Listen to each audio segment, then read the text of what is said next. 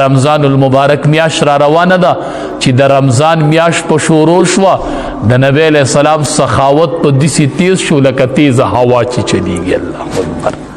د جبریل امین ملاقات به سیوا شو کنه چې ملاقات به د جبریل امین سیوا شو د نبی علیه السلام سخا به د سیلینم تیزه شوله چې کله به روژه راله چې رمضان براغه سخا به سیوا شوله. په رمضان کې د سخا خوی خوند کوي، خلقو باندې روژه ماتي کوئ، په تګو بس کوئ، تګو له انتظام کوئ، بربنډو له د کپړو غوا ورکوئ.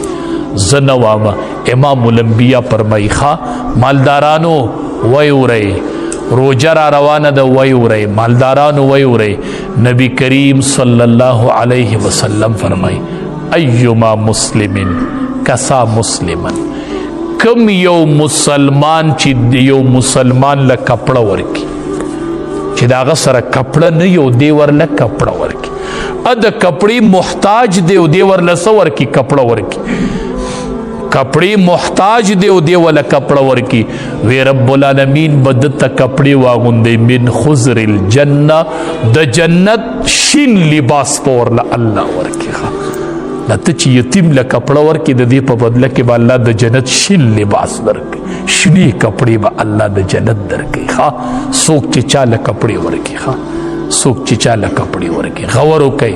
یتیمانان دي، غریبانان دي، فقرا دي، غور یې وکئ، ښې کپړې ورله والی، نوې ورله واله جوړې که ورله تو د خپلې ورکې یا به پیرتې یا به پې لنډې یا به پې اوږدي دا کپړې نه دي. په دې به تا ته د جنت شنه کپړه میلو شي. او نبی کریم صلی الله علیه وسلم وفرمایل وی څوک چې یو وږي له روټۍ ورکي، تاسو ته پته نشته دی، خیر دی، معلومات کوئ. په دې روژه کې ډېر وږي دي، ډېر کورونه داسې وي چې ماښام ورکره د چولې د بلولو څه نه. دا به ستاسو په دې کلي کې دا په خپل خپل کلي کې وګورئ، ماښام به ورله کره د چولې د بلولو څوک نه، څه به نه چې چوله پې بله کړي. چېرته کونډه وی، چېرته یتیم وی، چېرته فقیر وی، چېرته مسکین وی، چېرته معذور وی، چېرته خپې لاس پی کار نه کوي، چېرته مریض وی، په کټ کې به پروت وي او بچی به ورته ګیر چاپېره ناست.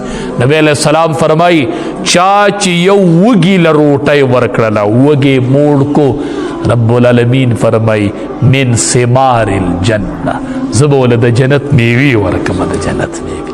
مالداره تا کو په روژه کې چېرته د 500-600 روپو سودا واغستله، د 10-20 دي سودا وه. دا په دې روژه کې ډېر خوند کوي چې دا روژه په خوله ګرځي